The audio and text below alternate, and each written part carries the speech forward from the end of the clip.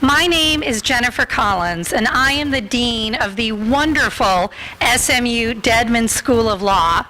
Before we get to the main event, I just have a couple of administrative announcements.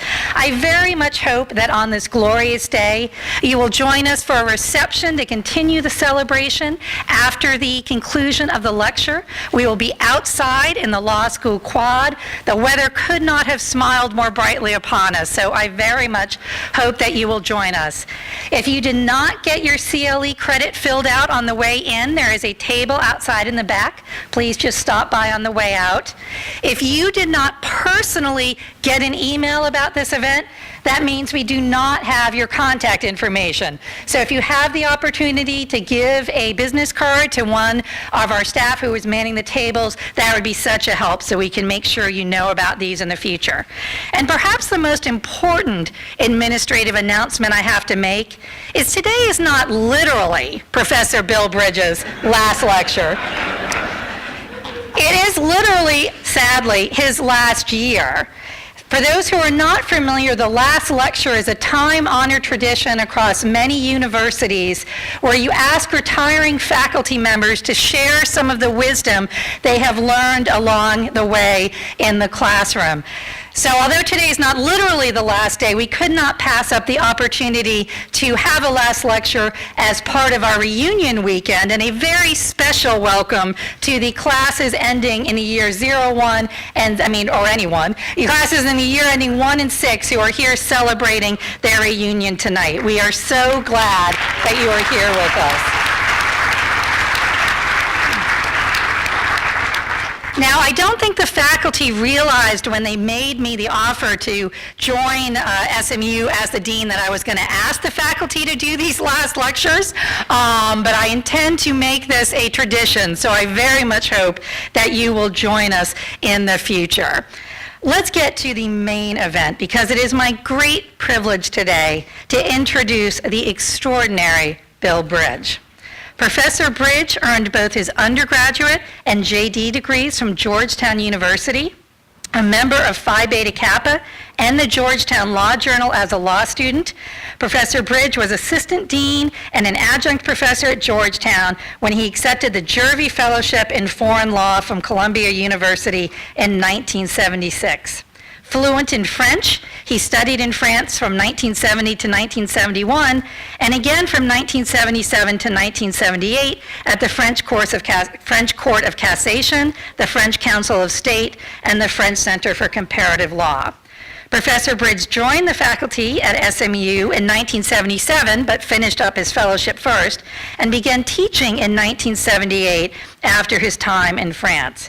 In his almost 40 years of service at SMU, he has served as president of the Faculty Senate, advisor to the barristers, director of the law school's Oxford Summer Program, chair of more law school and university committees than he would care to remember, and as a very wise advisor to the dean. On a personal note, I cannot tell you how profoundly grateful I am for the advice and counsel and amazing historical record that Professor Bridge has shared with me since I arrived at SMU 2 years ago.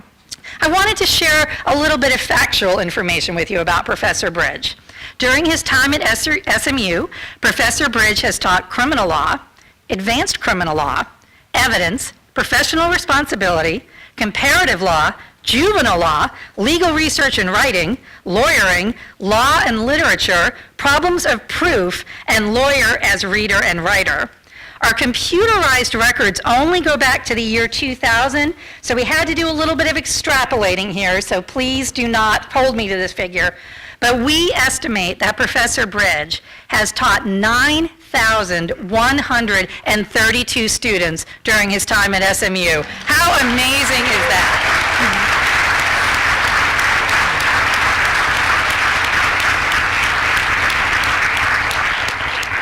We asked a few of them to share some stories or special memories. Does anyone here remember the sayings, "Subpoena your mother," or "You always put your pants on with the same leg first," One student highlighted the saying that we perhaps heard repeated most consistently, while also explaining what makes Professor Bridge so special. She wrote to us, "In the stressful transition that was becoming a 1L, Professor Bridge's criminal law class was the first class that confirmed to me that I had chosen the correct career. Practicing criminal law today, I am reminded over and over and over again of the truth that holds more value in my life now than I could ever have imagined. If it isn't on the record, it didn't happen." Professor Bridges' legacy will live on in my mind and my heart and my work for decades to come. It was an honor to be taught by him, and it is an honor to hear his lecture today. I couldn't agree more. Ladies and gentlemen, I present to you the incomparable Bill Bridge.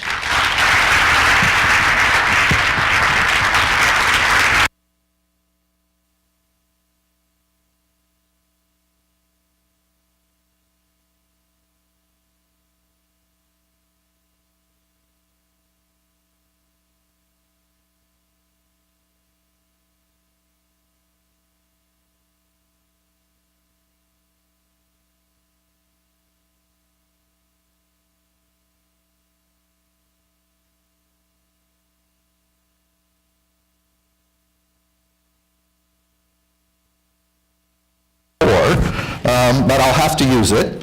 And I want to thank Dean Collins, Abby Ruth, Rebecca Bell, Lynn Dempsey, and all of the members of the law school staff who worked so hard to make this event happen. I want to thank all of you for the honor of attending this afternoon. I'm very touched. Although I do have to correct two words that the law school has used. One, I saw Abby's email to people coming to the lecture, and she said that I was humbled by the response to the lecture. And that is not a word people have used very often to describe me. Nor have they often referred to me as retiring. So I think that we have to put that on the record to make sure that it's happened. A word, Jennifer stole a little bit of my thunder at the beginning about the last lecture, and that is, it is a tradition that goes back in different places, that professors, going back really even to Carnegie Mellon, even before the 2007 lecture that made it so famous, Randy Pausch, the professor of computer science and computer and human interaction, was scheduled to give one of these, which were deep thoughts, essentially, thinking about retirement and what he was going to do. And a month before he was to deliver the lecture, he was given the diagnosis that he had pancreatic cancer and about 3 months to live. And so he didn't talk about that very much, but the purpose of the last lecture was, if you were to vanish tomorrow, what would you want as your legacy? And it became very poignant for Professor Pausch, and he died 10 months after he delivered the lecture. So a lot longer than the physicians had given him. But instead of talking about his death or what he did, he made it sort of a lecture for his children, really achieving your childhood dreams. It was published as a book. It was a bestseller, or as they would say today, it's a really good YouTube video, right? But I'm not doing that, right? I am well, and as Jennifer said, this is not my last lecture, and as several people said as that we were talking beforehand, they've never known me to lecture before. It's usually the students who do the talking, and I do have a seating chart. So I want you to know that. Besides, to prove that he was still in good health, Professor Pausch did push-ups on the stage, right? Don't expect it. I have all of the diseases a 60-year-old, 68-year-old overweight man ought to, I shouldn't start lying about my age yet, 68-year-old overweight man ought to have, but I'm not in push-up stage.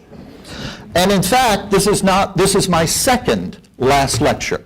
5 or 10 years ago, the faculty club at SMU, which is faculty and staff members from across the campus, decided to try the same tradition. And I may have ended that one. I don't know, Jennifer. Good luck on this.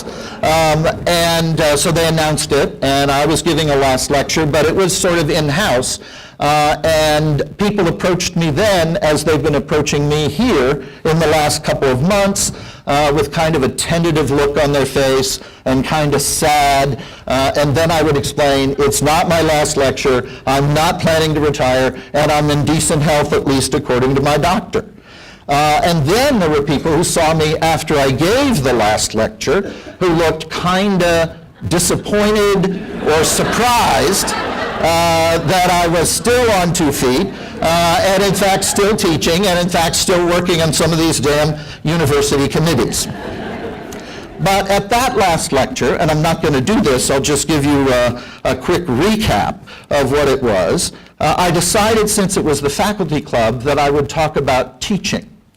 And what I used for my model, and it shocked people, and it may shock some of you, especially those of you who are teachers, especially those of you who are teachers younger than I am, the miracle worker, which came out in the same, it was a Playhouse 90 for TV, remember the live, some of you will remember, 90-minute thing on TV, then a Broadway play award-winning with Anne Bancroft as Anne Mansfield Sullivan Macy and Patty Duke as Helen Keller.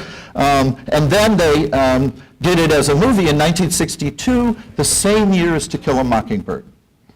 And The Miracle Worker did for teaching what To Kill a Mockingbird did for lawyers. Because the relationship that develops between Anne Macy, and they're buried together in the National Cathedral in Washington, the relationship that developed between the two of them it seemed to me, the quintessential teaching. Keller, as you may remember, and here's a fun factoid, as Fred would say, or Jeff Gable would accuse me of making it up, I actually attended Helen Keller's funeral. She died in 1968, and her funeral was in the National Cathedral in Washington. And I happened to be working at a place across the street from there. So I saw in the newspaper that that her funeral was happening. So I went over and I stood in the back of the National Cathedral and watched Helen Keller's funeral. Anyway, she was a year and a half. This is what my lectures are like, right? Somebody even had the gall to ask me for a text. She got a serious illness when she was like 1.5, and she became completely blind and completely deaf. And the family was casting about to try to figure out how to deal with her, literally. So they invited Sullivan, who was very young at the time, 19 or 20, I think, to come to Tuscumbia, Alabama, to live with the family and to try to educate Helen. One of the famous scenes in the play and the movie is what is called the breakfast scene. The family's eating breakfast together. If you saw the movie, it sticks in your mind, I'm sure. And in the movie, it's 8 minutes long. And I just watched it the other day to refresh my recollection, as we remember from evidence. So in the breakfast scene, Helen just eats like an animal. She's given a plate of food, and she starts grabbing the eggs, and Sullivan is trying to teach her how to eat with a spoon. She struggles back and forth, and you see the beginning of a psychological and physical struggle between teacher and student. And eventually, Sullivan asks the family to leave the room. She bars the doors, and she wrestles psychologically, emotionally, and physically with Helen until Helen eats her eggs with a spoon. And I mean wrestles. They throw each other against the wall, they throw chairs, they smash crockery. Sullivan takes 10 spoons in her hand, hands a spoon to Helen, Helen throws it on the floor. Hands a spoon to Helen, Helen throws it on the floor.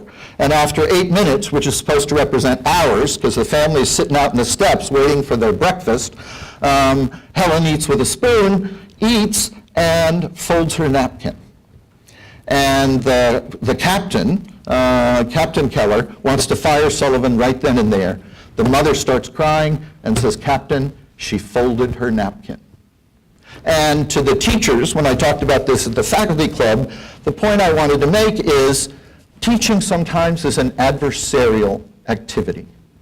It is what I would think, and I'm a dinosaur about teaching, everybody knows that, but it is a loving adversarial activity, because that's what Sullivan's relationship was with Keller, established in that room during that struggle. It is a personal activity, it is a physical activity, it involves human contact, it is a sensual activity. I don't mean that in any sense other than the use of the senses. And that's why I suppose I remain a little bit skeptical about distance education. I was talking to somebody who's doing distance education, and universities are trying to figure out how to do that effectively and well and, to be honest, profitably.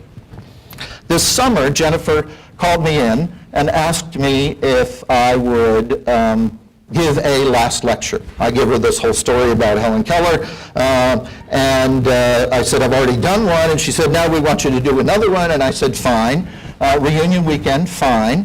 And then about 3 days later, she called me back, and she said, and can you do it for CLE ethics credit? So here we are. I want to say, as the dean already did, congratulations to the classes who've come back for the reunions, the 1s and the 6s, and the reception afterwards in the quad is for everyone, not just for the 1s and the 6s. The dean made that clear. But I love receptions.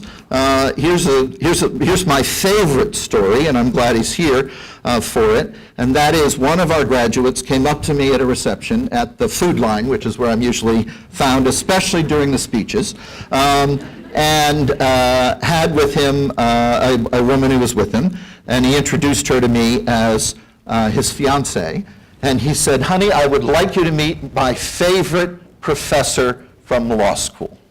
I'm puffing up, not humbled, not retiring, and said, dear, this is Lachlan Bloom. And there he is.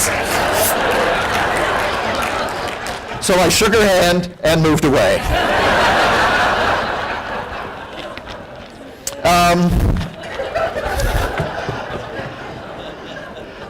So congratulations and welcome to the reunion classes. For the rest of you, I know there's some, the rest of you are here because you have a birthday in October. Happy birthday. Don't forget to do the CLE. And I do want to say a special hello, and there are a couple sitting right here in the front as well, to my former students and friends from the class of 1981. Because that was, yes, there you go, raise your hands, there are 3 of you. The class of 1981, there's Marianne, was the first class that I taught here. And I think back, that first semester, I got a aerogram when I was in Paris finishing my Jervey Fellowship from the then Associate Dean, Joe McKnight. And he wrote that, and this will show you how sort of programmed we were. He said, your fall schedule's changed a little bit. You'll teach criminal law and evidence, which will give you a relatively light 5 credit hours in the fall. And in the spring, you'll teach criminal procedure, criminal justice administration, and I even forget what the third one was. And he said, and you'll be teaching, comparative law. And he said, and you'll be teaching a relatively heavy 7 hours in the spring. So from that, I was able to deduce that the normal load was 6 hours a semester, because it was a relatively light 5 and a relatively heavy 7. So on to the CLE, on to ethics, and on to talk about professionalism. And I'll talk about some sources, and then I'll talk about some ideas and propose perhaps a theory. One of the newer scholars talking about this said it was better to call it professional formation. As you know, that's a big thing in the legal profession and has been now for almost 40 years. Really, the ABA Commission on Professionalism began in 1980. But it makes you think back to what the professions were. And they originally were the 4 faculties of the medieval university in the 12th century. So there was a faculty of theology, and that led to the profession of clerics. There was a faculty of arts, and that led to the profession of the professoriate. and there was a faculty of law, which was the profession of law. Sort of, we can trace that directly to the University of Bologna in 1194. And then later, when we finally decided that maybe doctors could be a profession, there was a faculty of science for medics. Compare now. Now we have 7 schools in the university, and as far as I could count last week, 71 different majors. And I'm only talking about the undergrads, right, of ways in which the university provides education. On the graduate side, many of our colleagues across the university would label their graduates as professionals.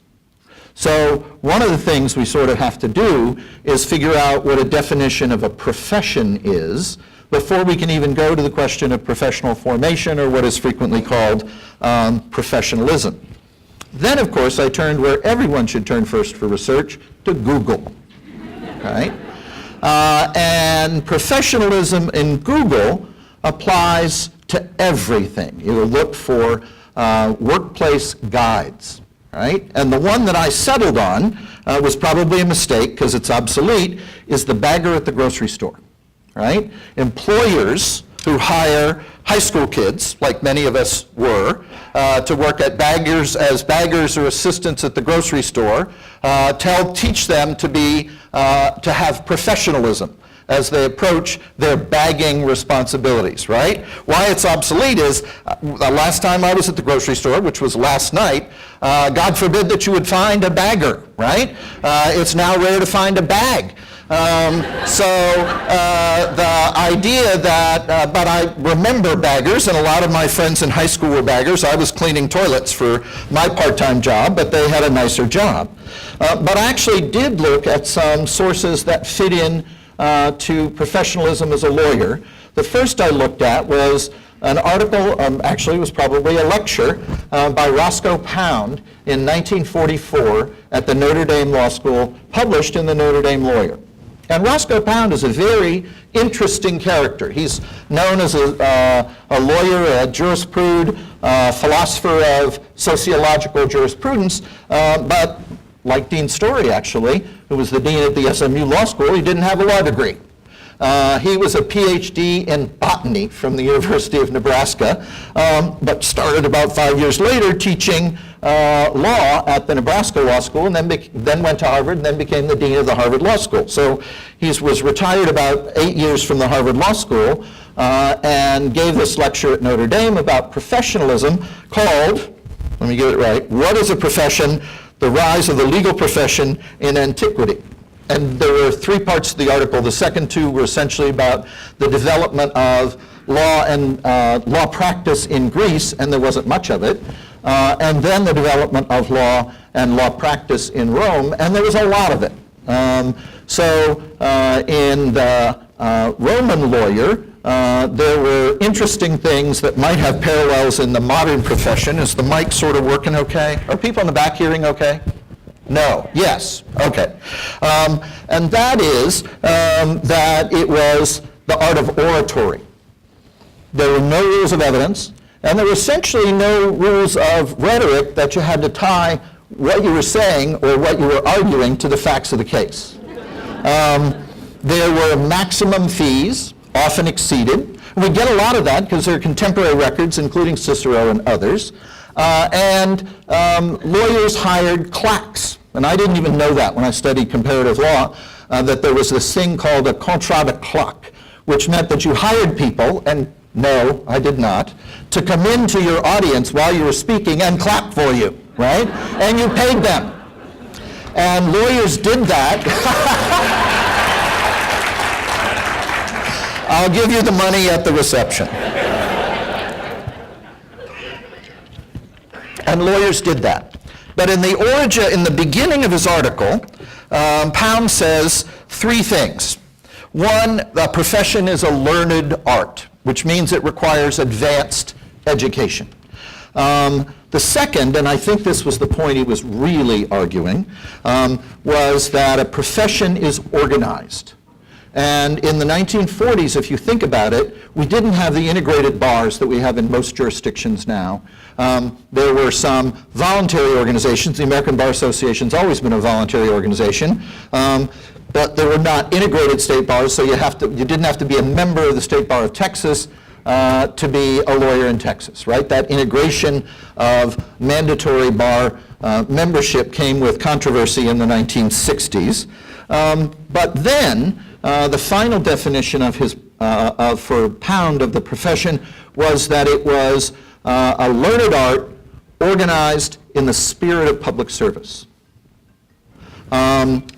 Then the next article that I wanted to look at was, I wanted to look at it, fair enough, was a 2013 article published in the Professional Lawyer called Analyzing Common Themes on Legal Scholarship on Professionalism to Address Current Challenges for Legal Education. And I'll go through this fairly quickly because I want to get to the meat of what I want to talk about. But he talked about, Neil Hamilton, talked about attributes of professionalism, access to legal services for everyone, integrity, and technical excellence. The next themes that emerged were deep responsibility and service to others. So you can see a theme there from Pound to Hamilton. Compliance with the rules. I'd like to throw that out pretty quickly, right? Because often definitions of professionalism that come around from bar authorities and scholars say one aspect of professionalism is compliance with the rules. No, it's not. Everybody has to comply with the rules. Professionalism has to mean something more than merely complying with the rules. I'm not a champion driver because I observe the speed limit, and in fact, I don't always. The exercise of independent judgment, giving candid advice, those are all in the rules. Respect for the legal system, joining a peer culture where ethics is part of the culture, and then, and this made me think, this struck home to me, development over the course of a legal career. Because one of the things that the sort of professionalism, the professionalism movement wants is to say, as we do what everybody does, is this isn't our fault, the law schools have to do something about this, right? Well, for example, when we complain about legal writing, I did legal writing for a while, as Jennifer mentioned, when we complain about legal writing, we say this is not our problem, the colleges have to do something about this. And the colleges say this is not our problem, the high schools have to do something about this. High schools blame the junior high schools, and eventually, I suppose, we blame Sesame Street. But the idea is that professionalism, you don't emerge on the day that you get your law degree or on the day that you're admitted to the bar as a professional. That is it's not the beginning, it's the middle by then, but developing as a professional or as a lawyer, as a legal professional, is something that doesn't end until you stop. And so lawyers who have experience, and it's not solely a function of age, but it is that each lawyer has to develop through the course of a legal career and continue to do so. And then the idea was, at the emergence of this survey of the literature, that you have to learn to move beyond, and we do this in professional responsibility all the time. I discovered in reviewing my own teaching history, I didn't do as good a job as Jennifer and her staff did in reviewing my own teaching history, and some of you will be appalled by this. I've taught the course, I'm teaching professional responsibility right now. I've taught the course, this will be the 51st time I've taught professional responsibility, because sometimes I doubled up fall and spring, sometimes I doubled up and taught twice during the summer. When I went away to visit, I taught professional responsibility, so it kind of scared me, because it made me feel older than I want to feel. The third article was published just this year in the Wake Forest Law Review, a guy named Harold Anthony Lloyd. Do you know him? Yeah. His article is deeply critical of legal education in general. It's called Raising the Bar, Raising, R-A-Z, Langdell. And Langdell, as most of you know, and I've probably told many of my students, especially in criminal law, invented legal education as we sort of know it in 1870 at Harvard. And he had three principles. that Lloyd takes after him immediately. One, law is a science of principles and doctrines known with certainty and primarily traced through case law. Two, studying edited appellate cases is the shortest and the best, and Langdell said, if not the only way of learning the law. Third, the practice of law handicaps the ability of someone to teach it, right? So that was Langdell's catechism. As you can see there is not much in there about facts. And those of you who've been with me in classes know that we talk about facts a lot. There's not much in there about people. And I have to admit that when I started teaching, and I have the class of '81 here to demonstrate, I probably didn't focus as much on people as I have more and more and more as my career has waned down, although it's not waning down until April 27th. And there's not much about uncertainty. As I read, as many teachers do, but I think mine were probably worse, the sets of evaluations from the first few semesters of teaching, they were what I now think have become sort of the standard, although multiplied, criticisms of a teacher. He never answers any questions, he doesn't tell us what the rule is, and so on. And so I put on my door, because I don't think I did a syllabus in those early days, a quotation from John Keats, a letter that he wrote in 1817, and I'm going to read the whole quote. Once it struck me, he was on a walk and he's describing the walk in his letter, what quality went to form a man of achievement, capital M, capital A, especially in literature, and which Shakespeare possessed so enormously. I mean negative capability. That is, when man is capable of being in uncertainties, mysteries, doubts, without any irritable reaching after fact and reason. And as I think about it, we can put it in 2000 teens jargon if you want, but many times, certainly business decision makers understand this, and lawyer decision makers understand this, whether transactional lawyers or litigation lawyers, I think. And that is, we are managers of uncertainty. You have a good example, I have no idea where I'm pointing, in the Bush Library at that decision points exhibit, and that is that we often have to make decisions. Are we going to finish this deal? What are the tax consequences? What are the risks? Do we want to go to trial? Do we want a trial by the court, or do we want a trial by the jury? Do we want to settle while the jury's out, right? All of those require skill at managing uncertainty. Of course, there's technical expertise in dealing with the law, but it's also dealing with the facts, dealing with people, and managing uncertainty. So I put that in my syllabus, or told my students about it, in order to protect myself from bad evaluations. Okay. I think, how am I doing for time? We don't want to be late for the reception. Oh no, we got plenty of time. Okay. I think I'm done there. I do want to borrow something else, which talking to Maureen Armour, who's also retiring this year, sadly, but is also here with her reunion class, the class of 1981, that she uses a rubric with students for self-evaluation, and I think maybe evaluating them as her students in the civil clinic. And there were 9 categories, and then I think 4 or 5, I think, ratings for yourself. And the categories were things like, think about these as elements of professionalism. Responsibility, respect, reliability, communication, professionalism, and appearance. I dread to recollect, I wore the same flannel shirt and blue jeans for 3 years of law school, right? Except when I was going to court with clients.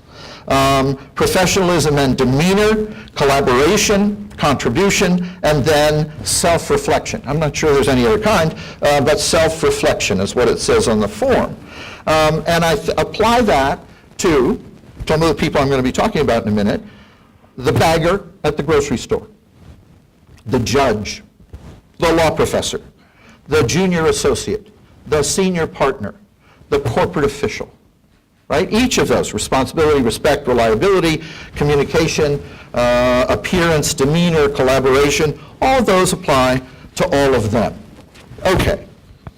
I have to add skeptics about the modern professionalism movement, and then two things that concern me and I think should concern all of us. This is an article by Tom Morgan, and the challenges to professionalism that he raises are, one, the sheer number of lawyers.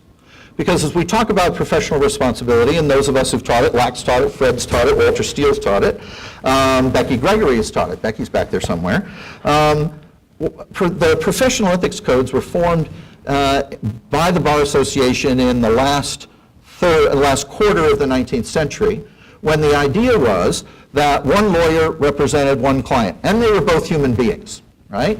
And they were both Protestant white men, right? And so the architecture of professional responsibility is that. Is that what law practice looks like today? And one of the arguments you have is that, as the Chicago Council of Lawyers study demonstrated almost 50 years ago, we don't have one legal profession, right? We have many legal professions. Some lawyers do, it's all legal profession, it's all legal practice, but the general counsel of a large multinational corporation doesn't have a whole lot in common with the individual civil litigator who's dealing with smaller scale breach of contract. Second, of course, is globalization. A lot more non-U.S. lawyers are going to be coming to the U.S. no matter who wins the election, and a lot more U.S. lawyers are going to be practicing overseas and already do, but it's going to be more and more. Technology. Lawyers now on the cutting edge of the practice are figuring out how to incorporate artificial intelligence into their legal tasks, right? And so what's going to happen is, as lawyers have done in the United States, every generation since colonialism, is we have reinvented what the practice of law is and what lawyers will be doing. So the lawyers of 10 or 20 years ago, long after I'm gone, are going to be figuring out how to manage big data. Very few of us are going to be doing title searches, right? And that might have been the practice of law 60 years ago. Okay. The law firm, large law firm business model. I learned a new word this fall, teaching, even though it was the 51st time I taught professional responsibility, and that is more in-house counsel. It's called insourcing. I didn't know that, but I think there's a phrase, right? And that is, and we saw it with the Career Services report yesterday at the faculty meeting. It used to be that in-house legal departments wanted somebody to have 3, 4, 5 years of practice in a firm. Now they're hiring people immediately out of, or 1 or 2 years out of law school, because they're trying to control costs. And then paraprofessionals. But the two things, and I'll show you how recently I've been thinking about what I was going to say for a long time, are two articles that appeared in the news this week. One, many of you might have seen on the front page of the business section of the Dallas Morning News on Monday, was the report from a major headhunting firm about pay for lawyers. And the idea that was supposed to make us a little mad in Dallas was that the average pay for big firm lawyers in Houston, annual pay, was $1.06 million a year. Whereas in Dallas, it's only $727,000 a year. The U.S. average is $877,000 a year. Now, when I graduated from law school, I was actually offered a job with a firm, but decided to go to work for my old law school. The firm was offering me, I think, $20,000, no, not even, $18,000, and the law school offered me $15,000. Now, none of our graduates is going to start at $727,000, but I will say that my classmates who went to law practice rather than into teaching or public service are making at least that. But here's the quote, the telling quote that my colleague David Taylor brought back to me for the article. and it was on the inside page. I think most of us, well, I don't know. While Houston lawyers have seen their compensation climb, their dissatisfaction rate also doubled during the same period. Now, that's just a version of money can't buy happiness, but it is kind of a scary addition that the headhunter is putting in their report.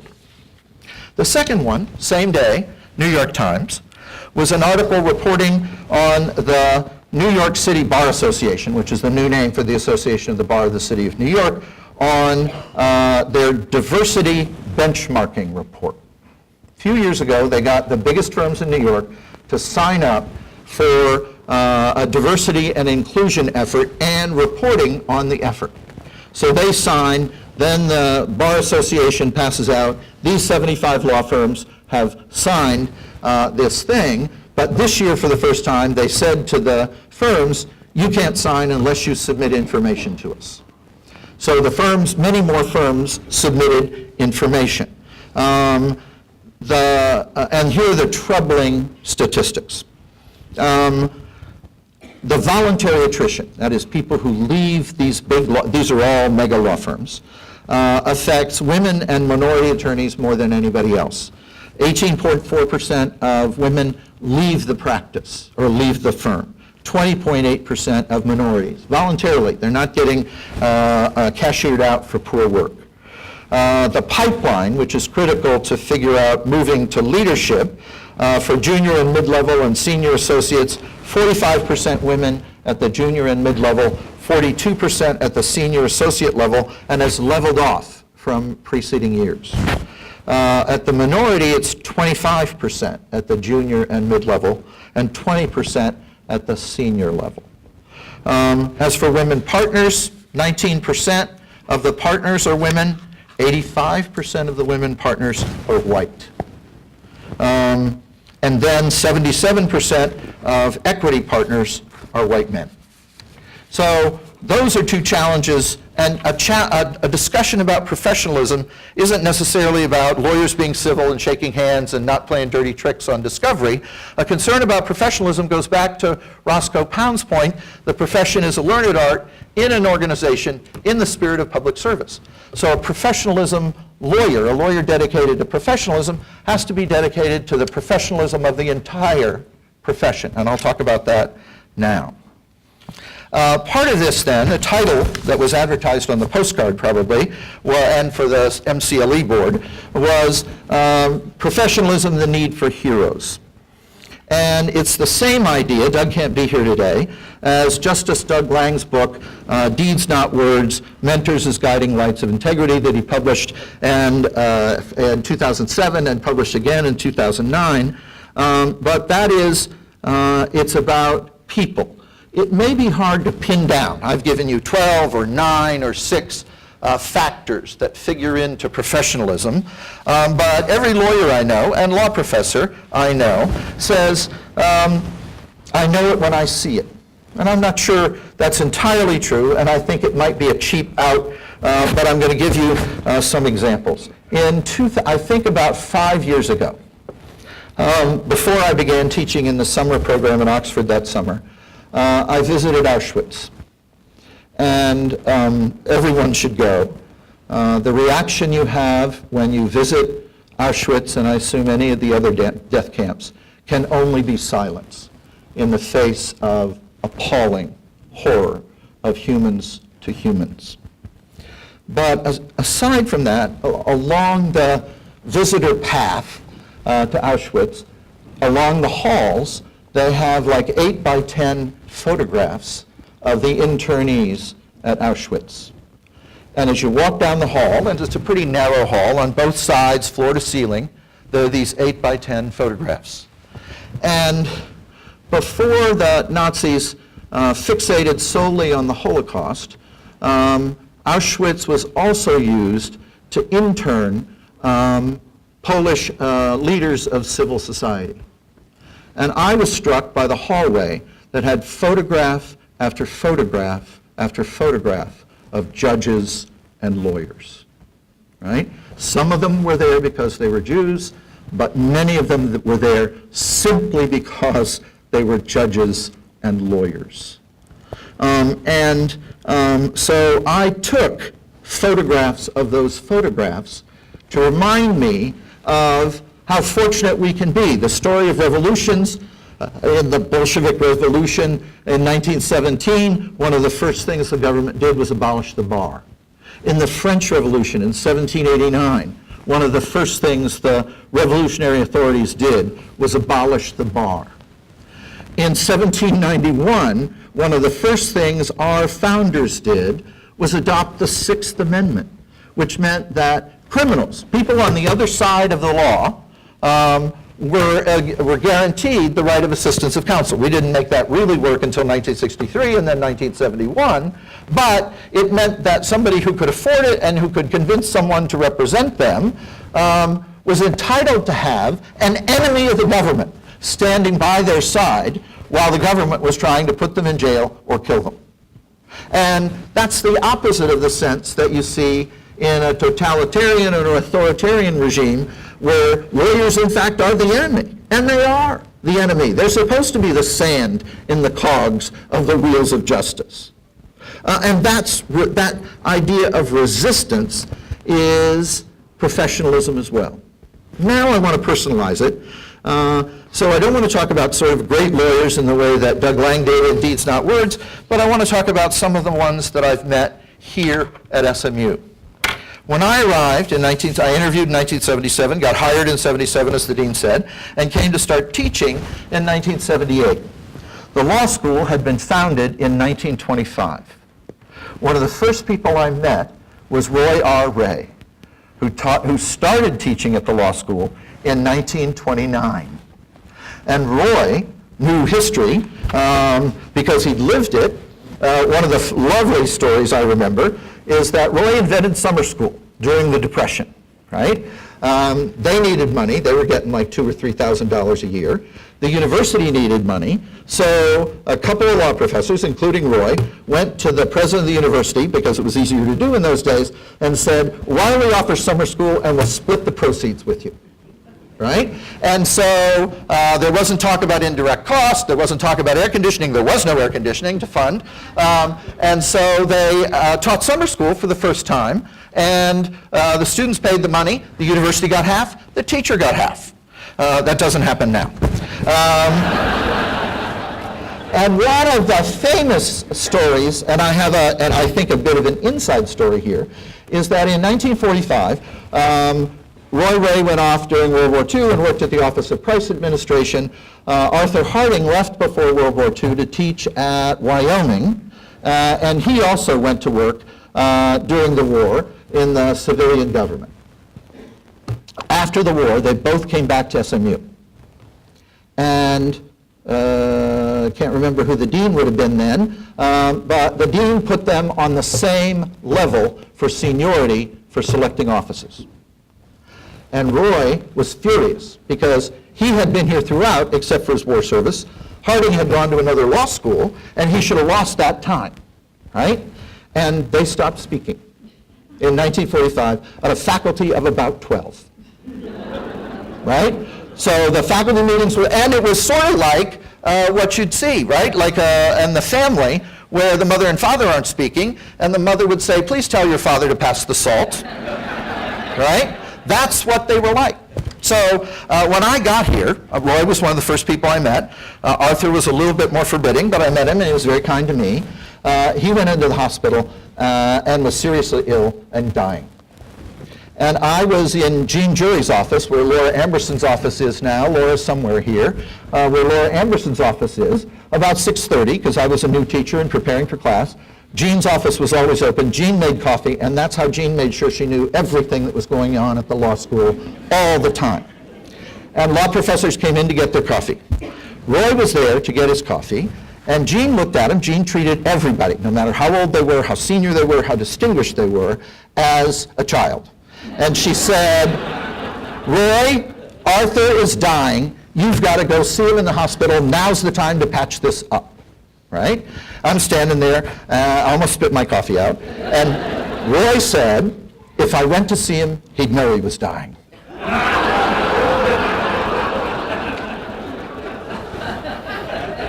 And he didn't go.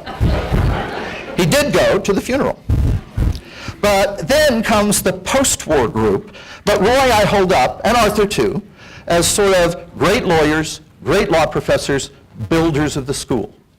The dean who hired me was Charles Galvin, who joined the law school faculty in 1946 or 47, who was the dean from 1963 to 1978. I say, Jennifer mentioned that I was appointed in 1977 and I had a year's leave of absence. I say that SMU hired me on the condition that I not come, right? But I can also say Charlie hired me and then he resigned, right? Because I was hired and he resigned because of a fight about money with the central administration in summer of 1978. But also in that group, not just Charlie, but Leonard Larson, who retired at the end of my first year of teaching. He retired in May of 1979, and we had a very wild party, and A.J. Thomas. And all three of those came when the law school was in its early 20s. And they helped construct the institution.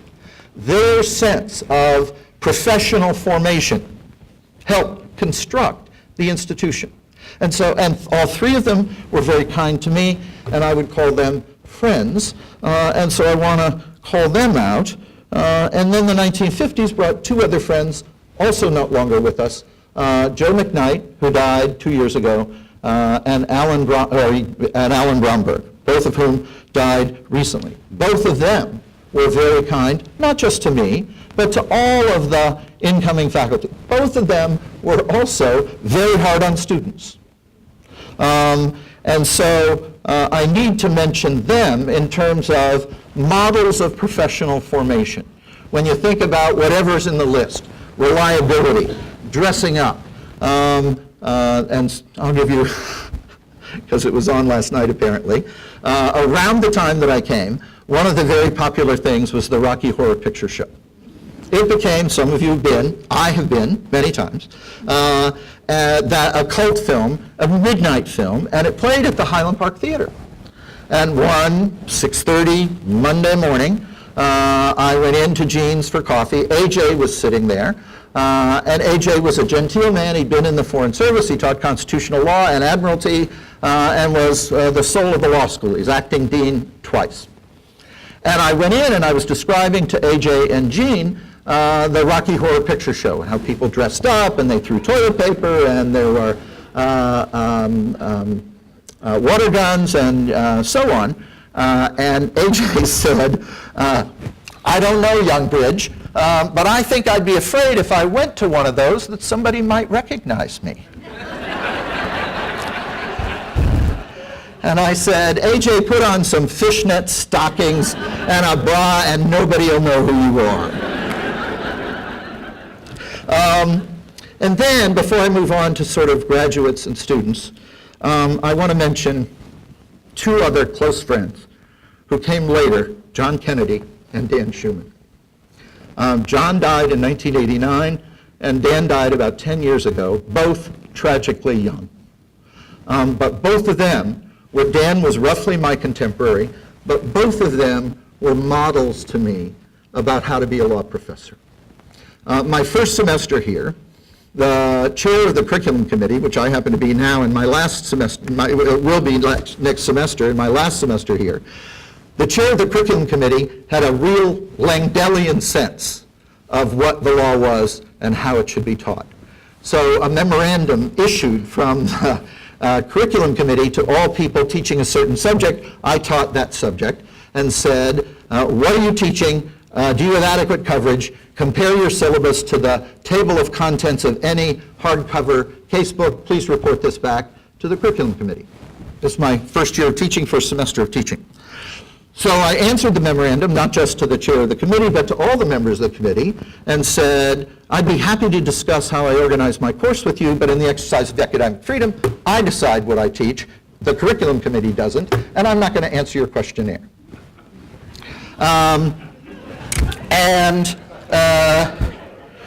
It was like I was sending the email, hitting reply, and not waiting overnight. But if I had it to do over again, I would do the same thing. And within minutes, A memorandum to the curriculum committee and to everybody to whom the memo was addressed came from John Kennedy. I'm a member of the curriculum committee, received the chairman's inquiry. Please hold off on answering it until the committee has had a meeting. And he was doing two things. I think in a way he was probably agreeing with me, but in a way he was trying to diffuse the situation, but most importantly he was trying to protect the young. And so that taught me a good bit about independence and collegiality. The next example, because it jumps to my head, and what's been happening for a couple of weeks, is that I'll wake up in the middle of the night and turn on the computer, I know you're not supposed to, and write something down. One of the things we've done for about 30 years is an interdisciplinary thing called the Conference of the Professions. Every year, the Dallas Bar Association, the Dallas County Medical Society, the University of Texas Southwestern Medical Center, the Dedman School of Law, the Perkins School of Theology, and some clerical volunteers get together to talk about a specific issue. So it's a preview, but this spring I think we're going to be talking about what happened July 7th in Dallas and moving forward in terms of relations in the community and law enforcement. In 1988, the topic of the conference was AIDS, the emerging crisis. Two lawyer heroes of mine, Tom Mayo and Lewis Weber, class of 56, I don't know if he's here, decided at the end of that conference that it was not just going to be an afternoon of palaver about AIDS and what doctors, lawyers, and ministers ought to be doing. They said, Lewis probably, damn it, we have to do something. And out of that emerged what is now the Legal Hospice of Texas, which has, since 1990 probably, been providing legal services to people with life-limiting illnesses who can't afford it. So they prepare estate plans, documents for guardianship of children, disposition of remains, and advance directives for health care.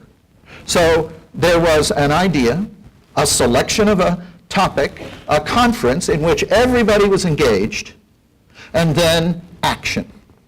So Tom and Lewis are heroes of mine for that reason. And when I think about professionalism and try to figure out what it is, I think about them. In November of 1994, about 4 years after it started, the Legal Hospice hired a graduate of the law school, class of 1993, named Joel Lazarine. Since November, and he was a volunteer in law school and before, since November of 1994, Joel has been a staff member at the Legal Hospice of Texas.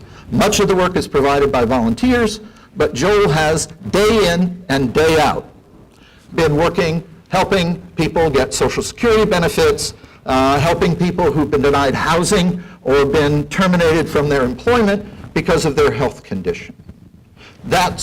Joel is a lawyer hero of mine.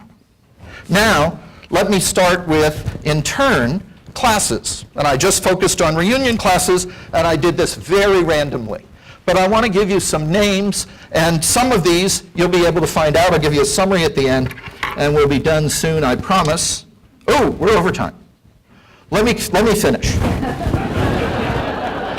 I'll start with the class of 1981, since that was the first one I taught, and I want to mention some names. Maureen Armour, Calvin Fenton, Mike Gruber, Dan Haygood, Mark Hasse, Bill Holston, Jane Boyle, Jeff Kaplan, Barry McBee, Pete Riley. If you go through that group from 35 years ago, you have judges, you have law professors, you have a prosecutor who was shot down on the job, you have teachers, you have firm leaders, you have leaders of legal services organizations. They're heroes of mine. They were students of mine.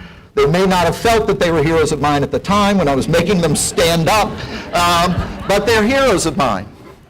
From the class of 86, Jim Baldwin, Sally Crawford, Robert Hart, John Haraney, lawyers in practice, leaders of the bar, people who serve day after day doing hard work, organizing things. Class of 1991, Francis Fazio Winnicates, who is in private practice, but who takes about 2 months of her life out every year to be the stage manager for Bar None, right? Which Tuesday, was it Tuesday? Gave $86,000 for Sarah T. Hughes scholarships. In the class of 91, Irma Ramirez. 96, Jonathan Blacker at the Department of Justice, Monica Blacker in private practice. In the class of 2001, Pat Stein, who was a professor of nursing before she came to law school and is practicing law. Josh Healy was a prosecutor in Denton now, I think. In the class of 2006, Carrie Edstrom, who works for the United States Air Force. Jocelyn Loftus-Williams, who is a Navy JAG serving in Bahrain, right? In the class of 2011, Thomas Howery in private practice, Nelson Hunt in private practice, and Shu in private practice. But then I have to mention some non-reunion heroes, and I'm almost done.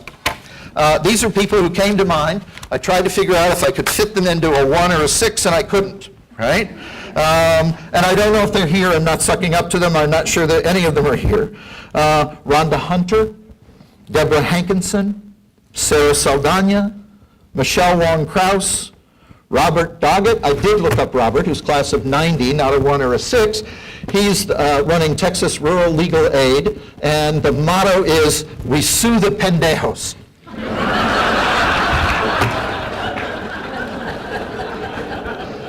Cece Cox, who had a career, then came to law school, and is now the executive director of the Resource Center of Texas, and Liz Cedillo Pereira. All you have to do is check any of those names. And what I want you to see is they're judges, they're law professors, they're bar leaders, they're senior public officials at the state, federal, and local level, military and civilian. Did I mention Barry McBee from the class of 81? Yeah, okay. They're legal services leaders, about 4 that I would say are directly in the provision of legal services. There are 7 solo practitioners. There are 2 corporate executives. There are 2 law firm founders. There are 2 who are teachers or investment bankers or real estate brokers. And what I want you to see is, I'll tell you how I start my criminal law class. I learned this about 10 years ago, far too late to use regularly. But when I'm teaching first-year students, I'm not this year, criminal law, I ask them in the first class to close their eyes, to fast forward 3 years, to imagine that they've graduated from law school, which we hope, that they've taken and passed and been admitted to the bar, and that someone is sitting across the desk from them asking for their help. And then, before I let them open their eyes, I say, that's why we're here. That's why you're here. That's why I'm here, is so that you can use your legal education to help that person. And the point, I don't make it then quite so much, is that there is glory in our profession. There is glory if you're the managing partner of a major law firm. There's glory in the profession. You need more minorities and more women there, but there's glory in our profession, right? There's glory if you're running legal services. There's glory in the craft of helping other people. So that's sort of as close as I'm getting to a CLE last lecture. I am not dropping the mic, even though I could, I guess. And flying away tomorrow. I'll be here through April. I look forward to seeing many of you, but again, thank you so much.